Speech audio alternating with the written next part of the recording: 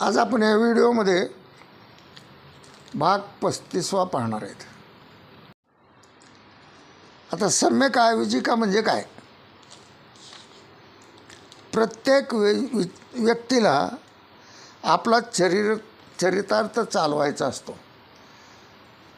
प्रत्येक व्यक्तीला आपला चरितार्थ चालवायचा असतो, म्हणजे आपला संसार करायचा असतो, कष्ट करायचं असतं, प्रपंच असतो वगैरे वगैरे, किंवा आपलं सुरळीत जीवन जगायचं असतं आणि चरितार्थ म्हणजे आपला प्रपंच भागवायचा असतो। परंतु चरितार्थ अनेक मार्ग आहेत, त्याच्यामध्ये अनेक मार्ग आहेत आणि काही वाईट आहेत। चरितार्थ आपला भागविण्यासाठी त्याच्यात खूप काही चांगले मार्ग आहेत आणि काही वाईट पण आहेत। आणि मग काही चांगले आहेत ज्याच्यामुळे इतराची हानी होते। काय आपण चरितार्थासाठी जे काही कष्ट करतो, काम करतो, बोलतो, वागतो, राहतो याचा, तर त्याच्यामुळे इतरांचं जर नुकसान होत असेल, किंवा इतरावर अन्याय होत असेल, तर ते वाईट मार्ग आहेत, ते काही चांगले मार्ग नाहीत। तर दुसऱ्याची हानी किंवा त्याच्यावर अन्याय न करता आपला चरितार्थ भागविण्यासाठी दुसऱ्यावर अन्याय करणं योग्य नाही, दुसऱ्याची नुकसान होणं हे योग्य नाही। आणि आपण अन्याय न करता किंवा दुसऱ्याला त्रास न देता जे जगण्यापुरते मिळवायचे ते मार्ग चांगले आहेत।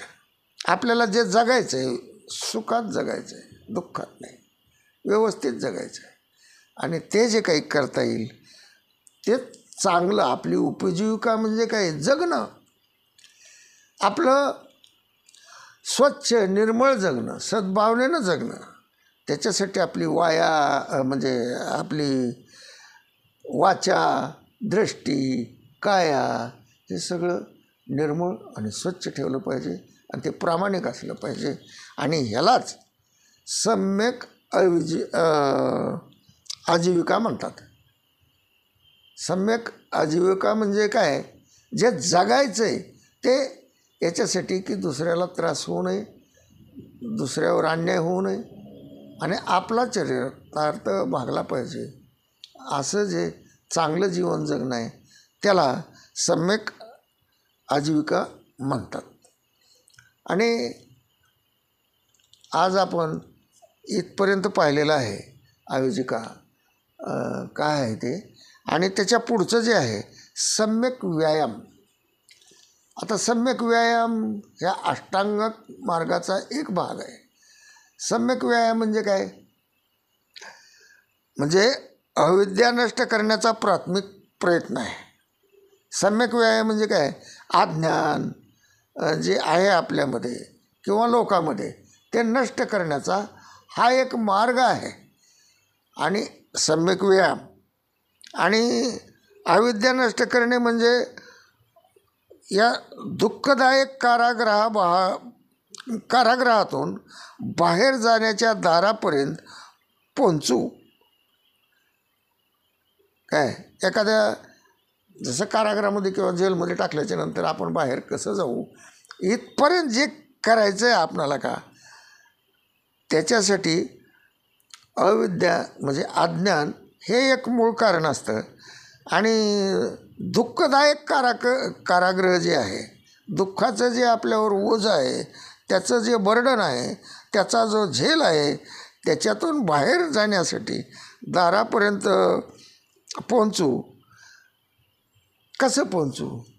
तर त्याचा मार्ग मोकळा करणे, आणि हे सम्यक व्यायामामध्ये येतं। आणि सम्यक व्यायामाचे 4 हेतू असतात। अष्टांग मार्गाशी विरोधी आणि चित्तवृत्तीचा प्रतिरोध करणे हा एक हेतू होय। अशा प्रकारच्या ज्या चित्ताचे अगोदर उत्पन्न झाले असतील, काय चित्तवृत्ती, अशा ही प्रकार जे आहे ते आपली जी चित्तवृत्ती आहे, मनोवृत्ती आहे, त्या अगोदरच उत्पन्न झाल्या असतील तर त्या दाबून टाकणे हा दुसरा एक भाग त्याच्यातला. आणि अष्टांगिक मार्गाला आवश्यक अशा चित्तवृत्ती उत्पन्न करण्यास माणसाला सहाय्य करणे हा तिसरा हेतू.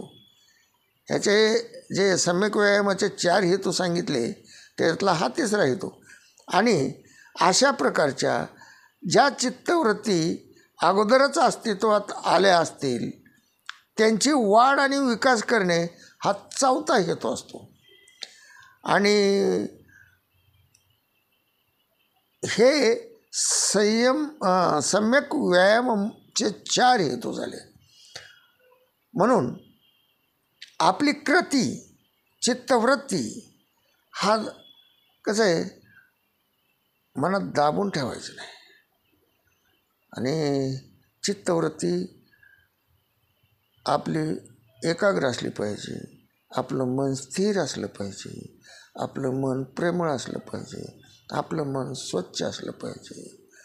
आणि हेच आपण जगाला किंवा मानवाला सांगणं गरजेचं आहे आणि आपण तसं वागणं गरजेचं आहे. हे सम्यक व्यायामाचा प्रकार झाला. आज आपण इथंच थांबूया आणि अष्टांगिक मार्गाचे पुढील भाग जे आहेत ते पुढच्या भागामध्ये पाहू. आणि धन्यवाद.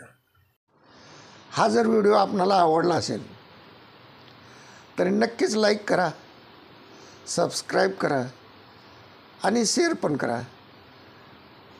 हे विनंती. धन्यवाद.